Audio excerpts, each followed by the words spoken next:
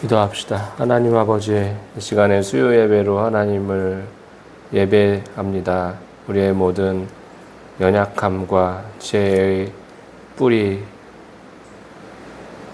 아버지 끊어주시고 오직 십자가의 보혈의 능력으로 정결케 하여 주셔서 주님 앞에 아름답게 드리는 참된 예배로 인도하여 주옵소서. 예배하는 자가 신령과 진정으로 예배할지니라. 감사드리고 예수님의 이름으로 기도드립니다. 아멘. 말씀 보겠습니다. 사무엘상 23장 7절에서 13절까지 말씀 보겠습니다. 다시 그엘라에 온 것을 어떤 사람이 사울에게 알림해 사울이 이르되 하나님이 그를 내 손에 넘기셨도다. 그가 문과 문빗장이 있는 성읍에 들어갔으니 갇혔도다. 사울이 모든 백성을 군사로 물러 모으고 그엘라로 내려가서 다윗과 그의 사람들을 애워싸려 하더니 다윗은 사울이 자기를 하려 하는 음모를 알고 제사장 아비아달에게 이르되 에봇을 이리로 가져오라 하고 다윗이 이르되 이스라엘 하나님 여호와여 사울이 나 때문에 이 성읍을 멸하려고 함을 주의 종이 분명히 들었나이다. 그엘라 사람들이 나를 그의 손에 넘기겠나이까? 주의 종이 들은 대로 사울이 내려오겠나이까? 이스라엘의 하나님 여호와여 원하건대 주의 종에게 일러 주옵소서 하니 여호와께서 이르시되 그가 내려오리라 하신지라. 다윗이 이르되 그엘라 사람들이 나와 내 사람들을 사울의 손에 넘기겠나이까 하니 여호와께서 이르시되 그들이 너를 넘기리라 하신지라. 다윗과 그의 사람 600명가량이 일어나 그엘라를 떠나서 갈 수 있는 곳으로 갔더니 다윗이 그엘라에서 피한 것을 어떤 사람이 사울에게 말하며 사울이 가기를 그치니라. 아멘. 위기 속에서 길을 여시는 신실하신 하나님이라는 제목으로 하나님 말씀을 상고하도록 하겠습니다. 사랑하는 여러분, 우리 인생에는 예상하지 못한 그런 위기와 어려움이 찾아올 때가 있습니다. 믿었던 사람이 갑자기 등을 돌리거나 내가 돕고 지켜줬던 이들이 오히려 내 손을 놓아버릴 때도 있습니다. 오늘 본문 속에 다윗도 그런 상황을 겪었습니다. 그는 그엘라 사람들을 블레셋으로부터 구해 주었지만 곧 그들이 자신을 사울에게 넘길 것이라는 소식을 듣게 되었습니다. 한마디로 뒤통수를 맞은 거죠. 참으로 안타까운 상황에 처해 있습니다. 그때 다윗은 어떻게 했을까요? 그는 혼자 판단하지 않았습니다. 그리고 하나님께 물어봅니다. 하나님, 어떻게 해야 되겠습니까? 기도로 하나님께 물어보았을 때 하나님의 응답을 따라서 움직임으로써 위기를 피하게 되었습니다. 오늘 우리는 이 말씀 가운데서 신실하신 하나님, 기도로 피할 길을 여신 하나님을 만나게 되는 것입니다. 우리가 이 말씀 속에서 우리가 배워야 될 점 3가지를 한번 찾아서 적용해 보도록 하겠습니다. 따라하겠습니다. 기도는 위기를 바라보는 눈을 열어줍니다. 다윗은 알 수 없는, 어떻게 해야 할지 알 수 없었던 그런 상황 속에서 하나님께 여쭈어 보았습니다. 23장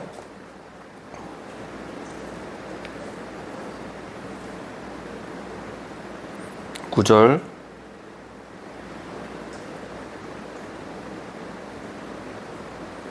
10절 11절 3절 읽어봅시다.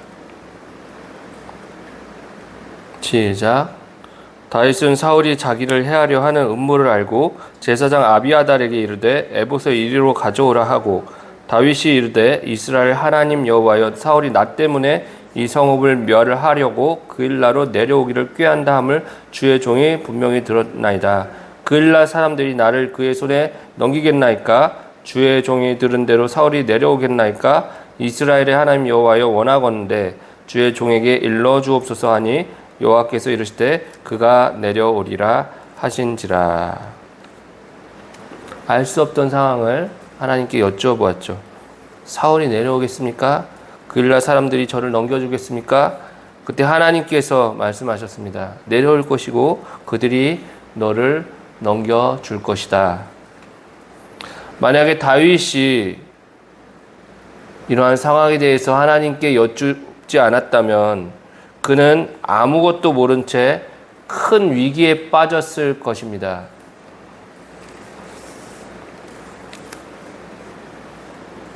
어두운 밤에 안개 낀 길을 운전하다가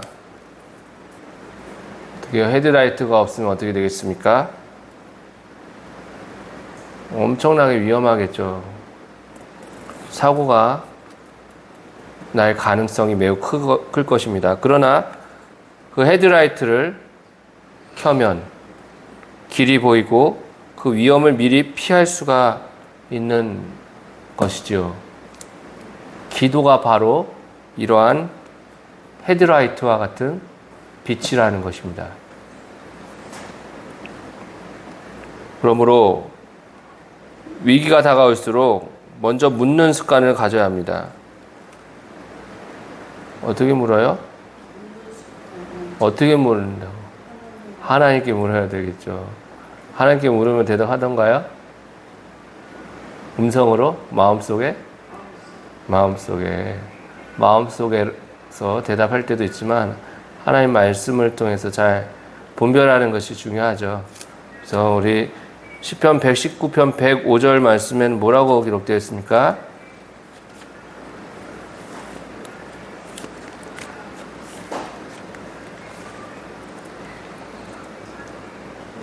주님의 말씀은 내 발의 등이요 내 길의 빛이시나이다. 아멘.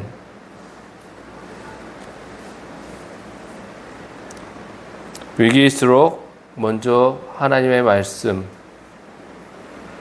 뭐라고 기록되었는지, 또 하나님께서 어떻게 하길 원하시는지 기도로서 하나님께 물어보시기 바랍니다. 감정이나 사람, 환경을 바라보는 것보다 먼저 하나님께 묻고 그 물은 것을 가지고 하나님께서 말씀하시는 것, 그 확신이 섰을 때 그 말씀에 따라서 움직이시기 바랍니다. 사랑하는 여러분, 우리의 마음이 흔들릴 때 주님께 묻는 지혜를 주시고 그 응답을 따라 걸어갈 담대함을 주시기를 주님의 이름으로 축원합니다. 두 번째 따라하겠습니다. 우리가 기도에 실패해도 하나님은 신실하십니다. 다윗은 이미 기름 부음을 받은 자였습니다. 다윗의 아버지 이새는 여러 아들이 있었지만 들판에서 양을 치고 있던 막내 아들 다윗에게 사무엘 선지자가 기름을 부어서 장차 왕이 될 것을 이야기하셨죠. 다윗은 이처럼 이미 기름 부음을 받은 자예요. 앞으로 지금 상황이 어떻든지 앞으로 왕이 될 사람이에요. 뭐가 될 사람이요? 그래요. 만일 그때 기도하지 않아서 사울에게 잡혔다고 한다면은 사울에게 잡혀서 죽었을까요? 잡혀서 고문당해서 죽임을 당하지 않았을 것입니다. 어떻게 해서든지 하나님은 살 길을 열어주시고 뭐 탈출을 하던가 어떻게 방법을 내어주셨겠죠. 왜냐하면 이미 그는 기름 부음을 받은 자로서 왕이 되기로 하나님께서 정하신 사람이었죠. 하나님은 언약의 신실하심으로 결국 다윗을 사울의 손아귀로부터 건지셨을 것입니다. 하나님은 항상 신실하세요.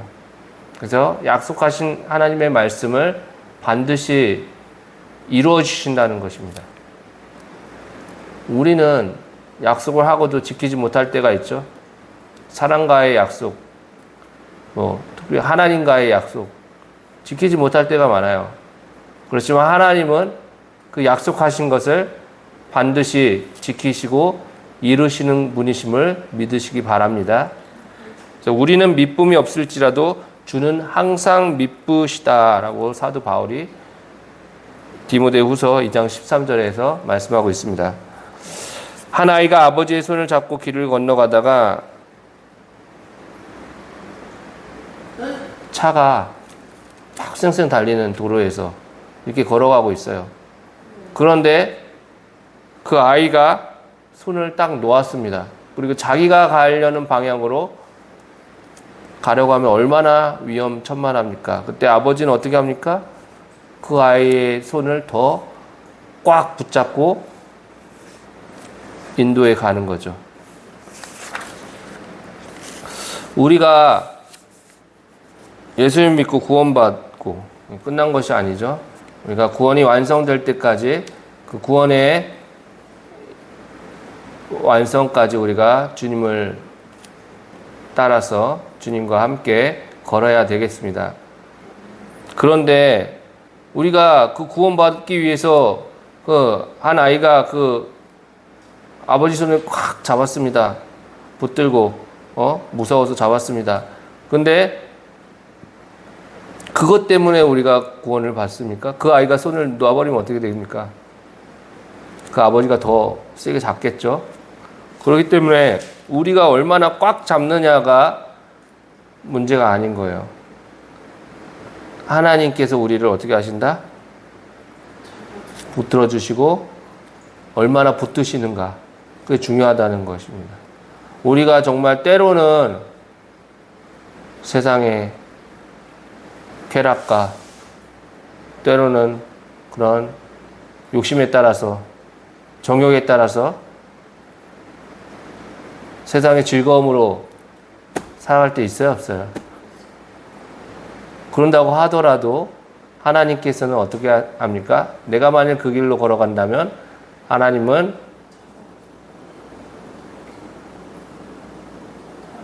그 사랑하는 하나님의 자녀들을 그냥 놓아버리지 않으시고 끝까지 붙드시고 인도하시는 신실하신 하나님이시다라는 것을 믿으시기 바랍니다. 그래서 실패의 수치에 머물지 말고 다시 하나님께 돌아오시기 바랍니다. 신실하신 주님은 재시작의 길을 열어주시는 분입니다. 그러면 사랑하는 여러분, 혹시 실수와 실패로 인해서 마음이 무거울 때가 있습니까? 신실하신 주님께서 저와 여러분을 놓지 않으시고 끝까지 붙드신 줄 믿으시기 바랍니다. 자, 세 번째 따라합시다. 신실하신 하나님을 신뢰하고 묻고 순종하며 동행합시다.